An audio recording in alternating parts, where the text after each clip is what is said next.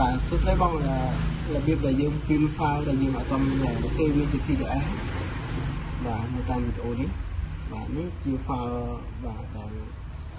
ខ្ញុំអត់ទាន់ save បាទនេះបាទ Mission Print DOCX បាទយើងចុចកន្លែងនេះមក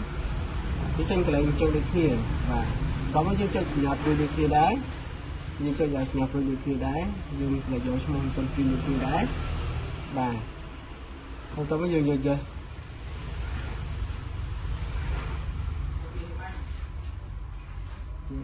បាទកាលណាដែលយើងយកហើយយើងកុំយកនេះទៀតយើងយកសញ្ញាព្រួយនេះឡើងវិញបាទយកសញ្ញាព្រួយឡើងវិញអញ្ចឹងបងត្រូវយកពាក្យថា image creation បាទ image creation នេះបានន័យថាវាចាប់ផ្ដើម save ឲ្យយើងដើម្បី print បានជាមួយនឹង machine print បាទចាំតិច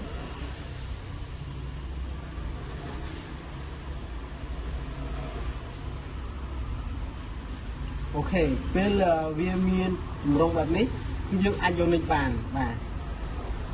យកនេះបានអញ្ចឹងការកំណត់ផ្សាយនៅកន្លែងនេះប្រភេទ print